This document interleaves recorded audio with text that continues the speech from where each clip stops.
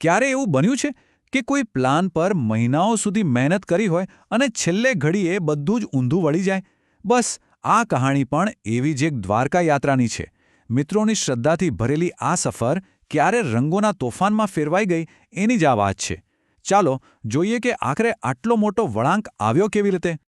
અને સવાલ તો એ જ છે ને કે 1 મહિનાનું પાક્કું પ્લાનિંગ, દ્વારકાધીશના દર્શન કરવાની એટલી બધી આતુરતા, આ બધું અચાનક જ હોળીની ધમાલ કેવી રીતે બની ગયું? આ આખી ગૂંચવણ સમજવા માટે આપણે કહાણીની એકદમ શરૂઆતમાં જવું પડશે.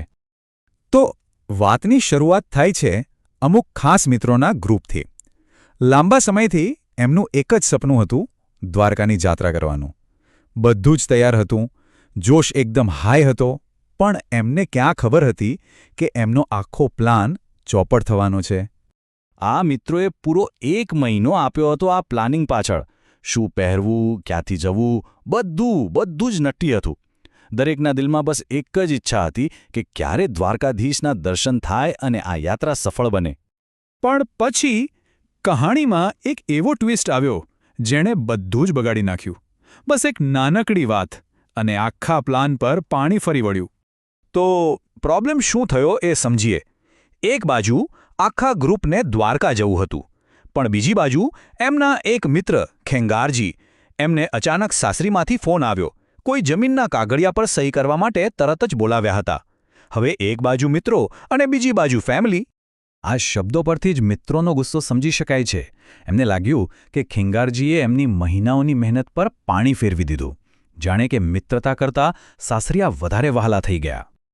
અને વાત ખાલી ગુસ્સાની નહોતી, પૈસાનો પણ સવાલ હતો. એમણે પહેલેથી જ એક નિયમ બનાવ્યો હતો કે ભાઈ છેલ્લી ઘડીએ જે કોઈ પણ ના પાડે એણે 5,100 રૂપિયાનો દંડ ભરવો પડશે, જેથી કોઈ પ્લાન બગાડે નહીં.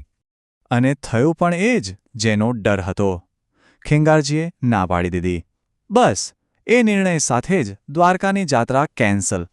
હવે મિત્રોનો ગુસ્સો 7મા આસમાને હતો અને એ ગુસ્સો હવે બદલાની આગમાં ફેરવાઈ રહ્યો હતો. તો બસ નિરાશા હવે બદલાની ભાવનામાં ફેરવાઈ ગઈ. મિત્રોએ નક્કી કર્યું કે જો ખેંગારજીએ આપણો પ્લાન બગાડ્યો તો આપણે એનું કામ બગાડીશું. જેવા સાથે તેવા. મિશન એકદમ ક્લિયર હતું. આપણે દ્વારકા નથી જઈ શકતા, તો ખેંગારજી પણ સહી કરવા નહીં જઈ શકે.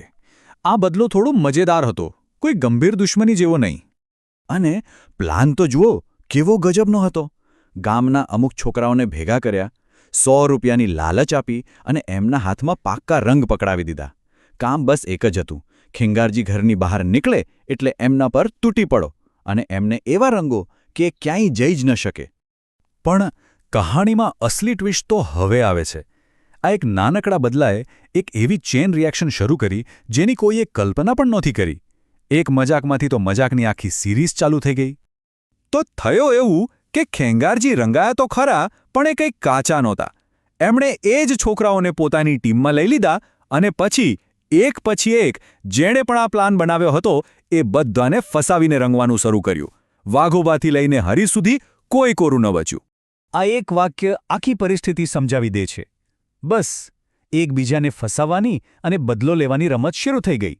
દરેક જણ બીજાને રંગવા માટે નવા પ્લાન બનાવતા હતા. અને અંતે શું થયું? જ્યારે એક પણ મિત્ર કોરો ન બચ્યો ત્યારે ગુસ્સો, બદલો બધું જ ગાયબ થઈ ગયો. એની જગ્યાએ એક અણધાર્યો ઉત્સવ શરૂ થઈ ગયો. વિચાર્યું શું હતું અને થયું શું? પ્લાન હતો મંદિરમાં પહેરવા માટે નવા સ્વચ્છ કપડાંનો, પણ વાસ્તવિકતા હતી રંગોથી ખરાબ થયેલા કપડાંની. એક શાંતિપૂર્ણ યાત્રા એક તોફાની રંગયુદ્ધમાં ફેરવાઈ ગઈ. દ્વારકા તો ના પહોંચાયું, પણ ગામમાં જ જાણે હોળી મનાવાઈ ગઈ. અંતે આ બધા મિત્રોએ આખી વાતને એક મસ્ત આધ્યાત્મિક વળાંક આપ્યો. એમણે સ્વીકારી લીધું કે કદાચ દ્વારકાધીશનો હુકમ જ નહોતો કે આપણે આજે દર્શન કરવા આવીએ, એટલે જે થયું એ બરાબર જ થયું. આમ નિરાશા પણ એક શ્રદ્ધામાં ફેરવાઈ ગઈ. તો ફાઇનલ સ્કોર શું રહ્યો? દ્વારકા યાત્રા 0 અને હોળીની ધમાલ 1.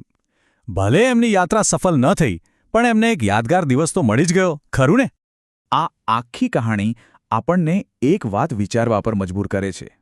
શું ક્યારેક બધું પ્લાનિંગ છોડીને જે સામે આવે એને માણવું એ જ શ્રેષ્ઠ નથી? કદાચ જીવનના સૌથી યાદગાર અનુભવો કોઈ પ્લાન વગર જ મળતા હોય છે.